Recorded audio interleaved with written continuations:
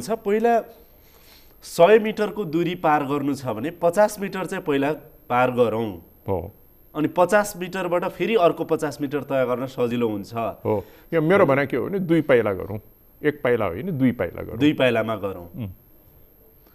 तर त्यसको खतरा त दुईटै छ नि तपाईको। 100 पाइलाकै एउटा तयारी गरेर हिँड्यो भनेदेखि लगातार पुगेर चाहिँ 100 मिटरमा पुगिएला। सुनिस् जगदीशजी, 100 पाइलै 100 मिटरकै दूरी गर्न पाए सबभन्दा राम्रो।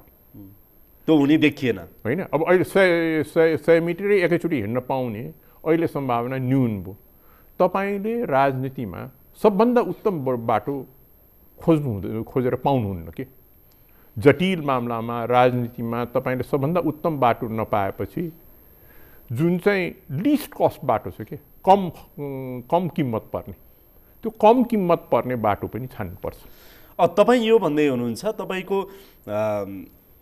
मोडालिटीको सङ्ख्याको र पुनर्स्थापनाको कुरामा कङ्ग्रेस केही लचक हुँदा अथवा अरू बाँकी पार्टी लचक हुँदाखेरि अहिले घाटा परिहाल्दैन भन्ने तर्क हो तपाईँको? होइन, त्यो पनि होइन। मैले बाबुरामजीले भने स्टेटमेन्टलाई आफ्नो उसमा लिएँ होइन। उहाँले 3टा कुरा मिलाएर अगाडि बढौँ भन्नुभएको छ। मिल्छ मिल्दैन अरूकै कुरा हो।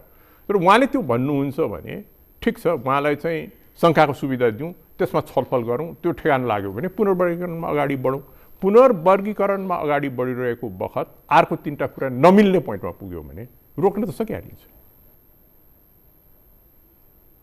यसमा हारिँदैन भन्ने तपाईँको चाहिँ? मेरो हारिँदैन भन्ने। तर त्यसको साथसाथै त्यो 2टा कन्फिडेन्स बिल्डिङ मेजर पनि अगाडि बढ्नु पर्यो। एउटा प्रधानमन्त्रीले बोलेकै कुरा भयो, सम्पत्ति फिर्ता गर्ने। अर्को उसको चाहिँ के अरे वाइसिएलको अर्धसैनिक संरचनाको विघटन। यो 2टा कुरा चाहिँ अगाडि बढ्नु पर्यो। त्यो 2टा कुरा व्यवहारिक रूपमा अगाडि बढ्नु पर्यो। त्यसो भएपछि एउटा बीचको बाटो निक्ल्यो। तर यहाँ यति भनिराख्दा पनि यो प्राविधिक कुरा त केही नै थिएन। जस्तो तपाईँले भनेको चाहिँ 3टा कुरा चाहिँ अहिले गरेर तपाईँको 3टा कुरा पछि गर्दा पनि समस्या होइन। तर यहाँ त विश्वासको सङ्कट भयो सबैभन्दा ठुलो कुरा। यो त सत्य कुरा, धोरो सत्य हो नि तपाईँले भनेको कुरा। तपाईँ देख्नुहुन्छ जस्तो अहिले पछिल्लो समयमा आधारहरू त्यस्ता केही तय भएका छन् जुन विगतमा थिएनन् कि माओवादीले कब्जा गरिएका घर जग्गा फिर्ता गर्छन्, अर्धसैनिक संरचना फिर्ता गर्छन्। अहिले चाहिँ विगतको भन्दा सम्भावना अलिकति बढेको छ, बोलेको प्रतिबद्धता पुरा गर्न भन्ने आधार केही छ? त्यो सम्म पनि मैले भने होइन। मैले प्रधानमन्त्रीले बोलेको वचनलाई पक्रेको। उहाँले घोषणा गर्नुभयो सम्पत्ति फिर्ता हुन्छ, सम्पत्ति फिर्ताको लागि हामी प्रक्रिया सुरु गर्छौँ भनेर भन्नुभयो। उहाँ माओवादीको प्रधानमन्त्री हुनुहुन्छ। माओवादीको प्रधानमन्त्री भनेको कुरा क्यारी आउट गर्ने, त्यसलाई व्यवहारमा उत्तीर्ण गर्ने सरकारको मात्र कर्तव्य भएन, उहाँलाई प्रधानमन्त्री बनाउने सबैको पनि कर्तव्य भयो। त्यसैले त्यसलाई टेस्ट गरौँ नि त। होइन, बडो सदाशयता तपाईँले देखाउनु भयो अध्यक्षज्यू, त्यो ठिक छ। कुनै न कुनै रूपमा भने शान्ति प्रक्रिया पहिला टुङ्ग्यौँ भन्ने सदाशयता देखाउनु भयो, त्यो त राम्रै हो।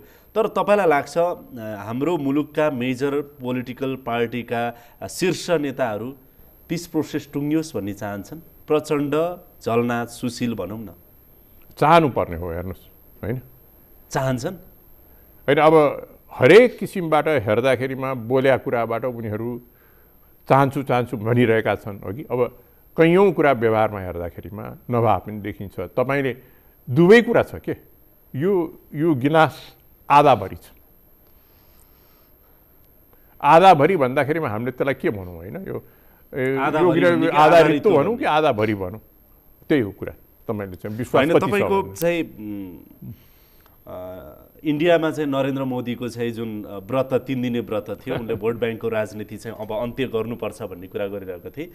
नेपाली राजनीतिको अलिकति कुरा गरौँ न। जस्तो अब यो सबै संविधान र शान्ति प्रक्रिया पनि यही 3 महिनामा टुङ्ग्यो भने त बाबुराम भट्टराई त हिरो बन्ने भयो नि। मलाई चाहिँ आपत्ति छैन। तपाईँलाई आपत्ति भएन? तपाईँले भन्नुभयो टुङ्ग्यौँ, बाबुरामले भनेको नि शङ्काको सुविधा एकचोटि दिउँ, उनले भनेको 3टा पक्षलाई नै अहिले आत्मसात गरेर 50 मिटर चाहिँ अगाडि बढौँ, त्यसपछि अर्को 50 मिटर तयार गरौँला यात्रा। 50 मिटर मात्रै बढौँ भने होइन, सुशीलजीले भने दुईटा महत्त्वपूर्ण कुरा त्यसलाई पनि क्यारी गरौँ, कार्यान्वयन गरौँ। अब तर यो सबै कुराहरू भयो भने त प्रचण्डलाई नै ठुलो घाटा होला, सायद प्रचण्डले नि त्यो सोच्नु भएको होला।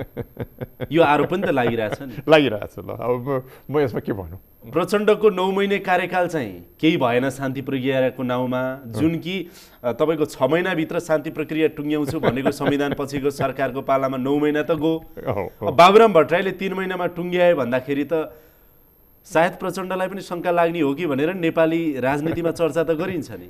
गरिन्छ। अनि कसरी विश्वास गर्ने र यो टुङ्गेला भनेर? अब हामी ठ्याक्कै त्यही ग्लासमा फर्क्यौँ के, त्यो आधाभरि हो कि आधा रित्तो। यो भोट ब्याङ्कको कुरा गर्दा नि यो भोटको राजनीति, शान्ति प्रक्रिया माओवादीकै सरकारको पालामा टुङ्ग्यो भने त काङ्ग्रेस किन चाहियो, एमाले किन चाहियो भने जस्तो पनि अवस्था आउला भोलि। सायद एमाले र काङ्ग्रेसले यो सोचेका पनि होलान् कि।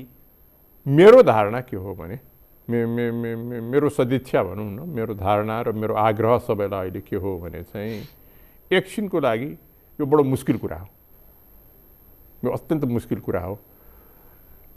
हामी सबैले स्वार्थ त्यागेर यो राजनीति मात्रै होइन, राजनेतृत्व गर्ने, स्टेट्सम्यानशिप प्रदर्शन गर्नेपट्टि जाउँ भन्ने मेरो आग्रह। कहाँ अब वैद्यले कत्रो चाहिँ नि विरोध गर्नुभयो त्यसको, कहाँ चाहिँ अब प्रचण्ड राजनेता हो, त सर्वहारा वर्गको नेता हो, राजनेतै होइन भनेर चाहिँ वैद्यले भनिसक्नुभयो। अब तपाईँकै कुरा गरौँ न, तपाईँ राप्रपाको अध्यक्ष हुनुहुन्छ। यदि राप्रपाको अध्यक्ष पशुपति शमशेर राणा यो मुलुकको चाहिँ नि सेकेन्ड लार्जेस्ट, थर्ड लार्जेस्ट पार्टीको अध्यक्ष भएको भए सायद तपाईँमा पनि लोभ हुन्थ्यो होला, प्रधानमन्त्रीको लोभ हुन्थ्यो होला, त्यसपछि फेरि यो क्रेडिट किन अर्कोलाई दिने भन्ने लोभ हुन्थ्यो होला। तपाईँले सदासहायता अहिले देखाउनु भयो, टुङ्ग्याउँ भन्नुभयो, त्यो ठिक छ। तर काङ्ग्रेस र एमालेका ठुला नेता, पहिला प्रधानमन्त्री बनिसकेका नेताले त किन देखाउने नि?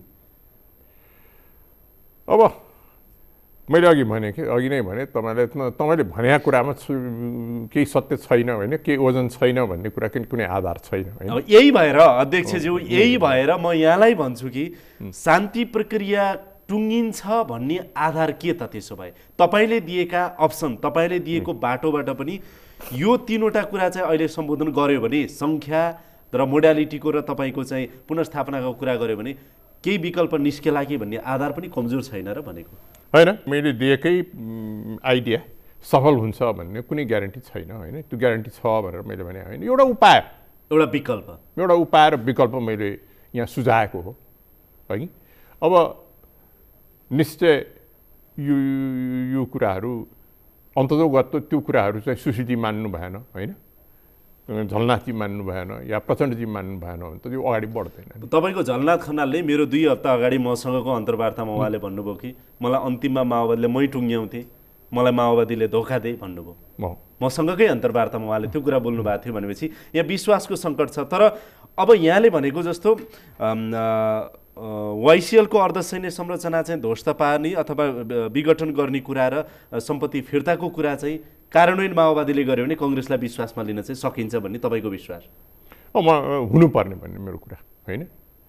अब म अहिले ठोकेरै यही हुन्छ भनेर भन्न त सक्दिनँ नि होइन। उहाँले 5वटा कुरा भन्नुभएको छ सुशीलजीले, 5वटा कुरामा चाहिँ 2टा कुरा मात्र मैले भनेको छु महत्त्वपूर्ण, सबभन्दा महत्त्वपूर्ण छाने। अब हामी यसरी बुझौँ, राप्रपाको अध्यक्ष पशुपति शमशेर राणा भन्दै हुनुहुन्छ अहिले गतिरोधमा रहेको शान्ति प्रक्रियालाई अझै एक स्टेप अगाडि बढाउने हो भने विकल्पको रूपमा माओवादीले दिएका 3वटा पक्षमा चाहिँ नि बुँदाहरूमा टेकेर त्यसलाई मानेर काङ्ग्रेसहरूले अगाडि बढ्ने, माओवादीले चाहिँ सम्पत्ति फिर्ता र तपाईँको चाहिँ वाइसिएल संरचनाको चाहिँ विघटन गरेर अगाडि बढ्ने हो भने नयाँ विश्वास चाहिँ बन्न सक्छ, एउटा नयाँ आधार आउन सक्छ र अगाडि बढ्ने एउटा आधार आउन सक्छ, एउटा प्लेटफर्म बन्छ।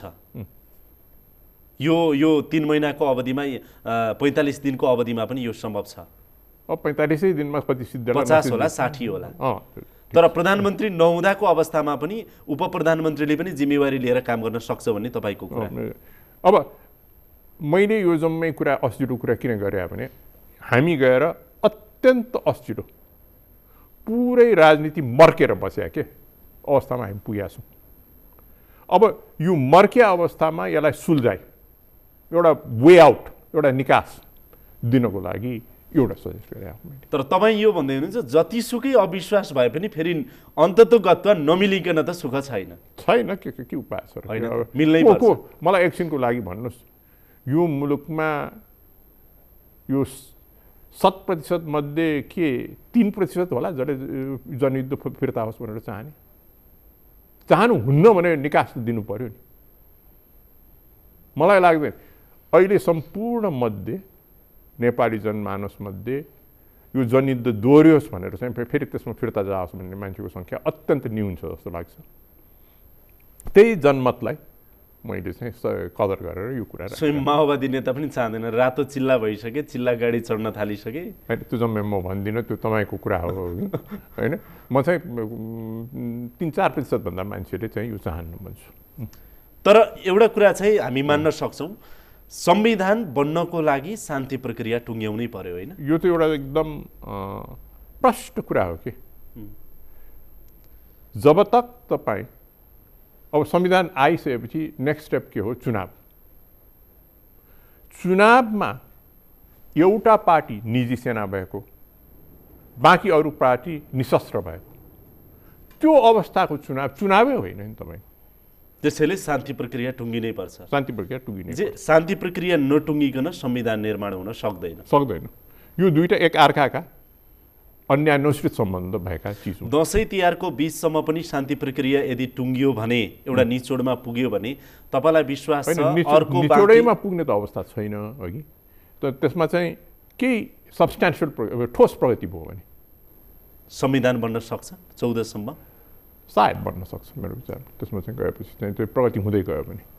तपाईँले अहिले चिन्ता जाहेर गर्नुभएको कुरा शान्ति प्रक्रियामा अब अन्तिम मौका छ यो टुङ्ग्याउनको लागि, सुल्झाउनको लागि। म त्यसरी अन्तिम मौका भने होइन है।